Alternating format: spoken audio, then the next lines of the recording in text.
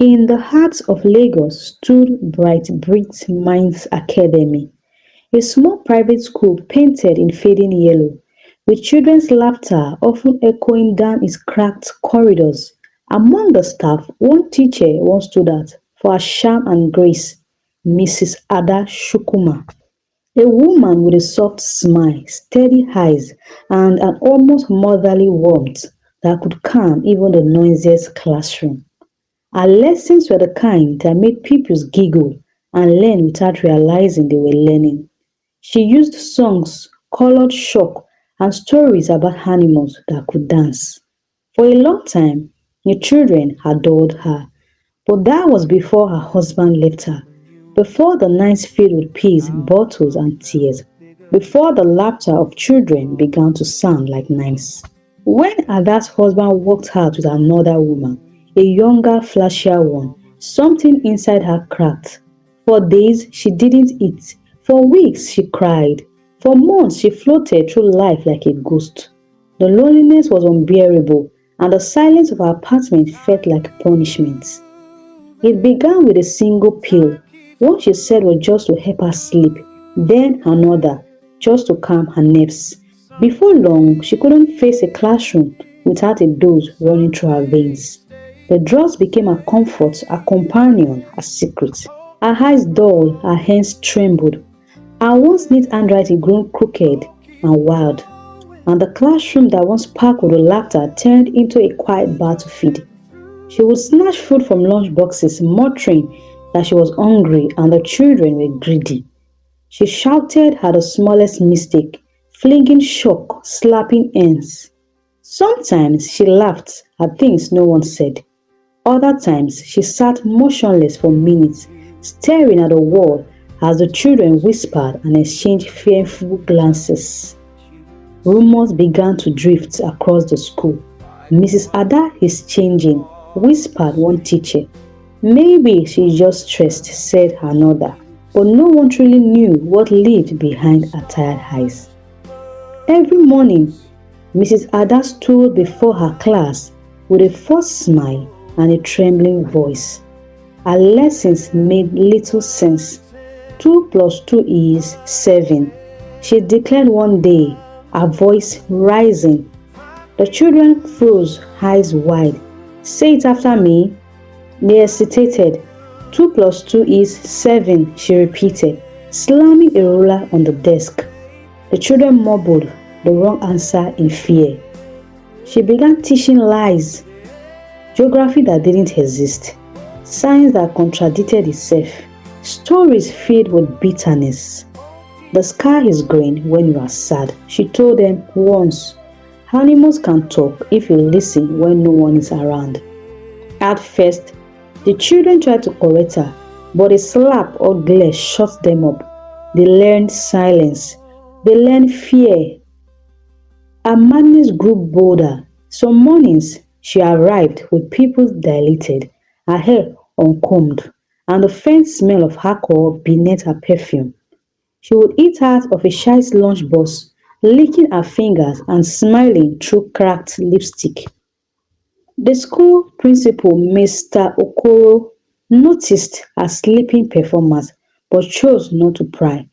She's just going through a phase, he told himself. Everyone deserves grace. Grace, however, has limits. It was a Thursday afternoon when everything collapsed. Little Chidima, a shy girl with big brown eyes, accidentally spilled water on Ada's notebook. In a heartbeat, Ada's fury exploded. She grabbed the girl by her arm and shook her violently. Do you know what you have done? Do you? The child sobbed, apologizing, but Ada's rage was deafening.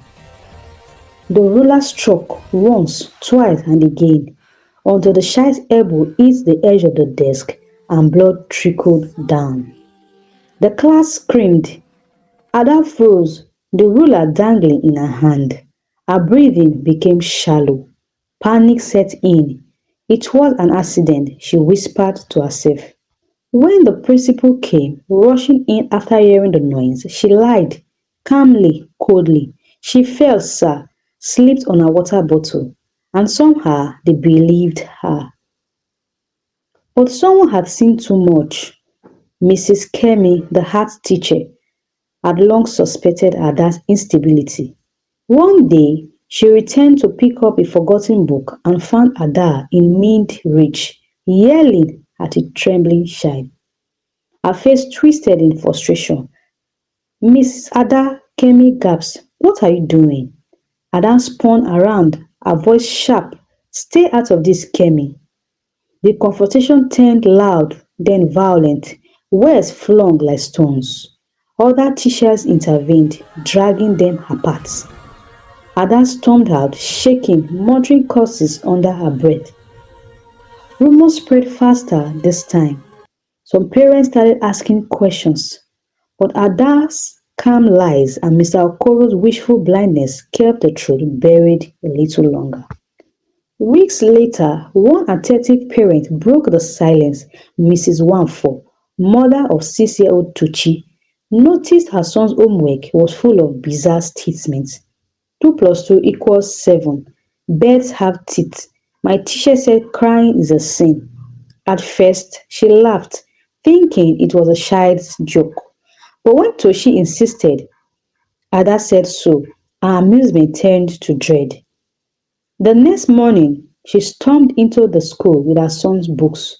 "What kind of nonsense are you teaching these children?" she demanded. Mr. Okoro was stunned. He summoned Ada to his office immediately. Miss Ada entered the office pale and trembling. Her eyes darted across the room, settling on the open exercise books filled with chaos. "Explain this," the principal said coldly.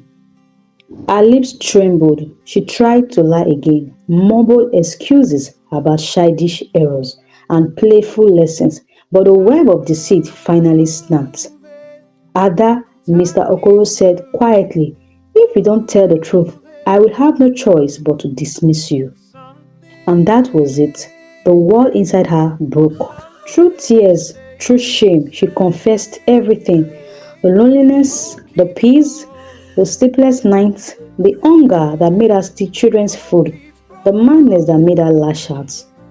The room felt silent.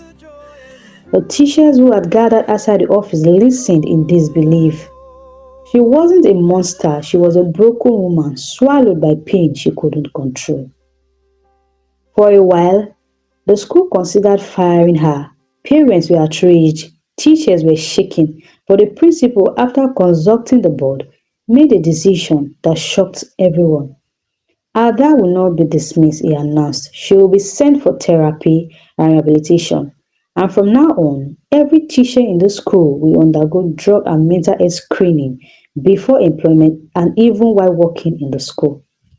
The parents murmured, but eventually they agreed. The story of Ada became a cautionary tale, a reminder that even those who teach children can silently drown in their own darkness. Ada left the school quietly the following week. For months, she underwent treatment. Slowly, she began to heal. She started writing again, letters to her former student, filled with apologies and words of wisdom. Some she mailed, some she burned. Years later, Ada returned to Bright Brits Minds Academy, not as a teacher, but as a guest speaker. Her hair had turned grey, her voice soft, steady. She stood before a hall full of teachers and said, "I once taught here, and I almost destroyed the minds I was meant to shape. Pain, when buried, grows like poison. If you ever feel lost, don't hide. Speak. Ask for help." The hall was silent, heavy with emotion, and when she left the stage, the applause followed her. Ada felt better.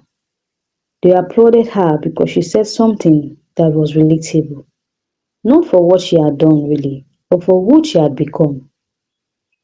Since that day, Bright Brits Minds Academy never forgot her story, because sometimes the scariest monsters are not born evil, they are made from heartbreak, silence, and neglect. and sometimes even monsters can heal. Share your thoughts in the comment section and do not forget to like, share, and subscribe for more unforgettable folktale stories on Folktales by Jenny the Genius.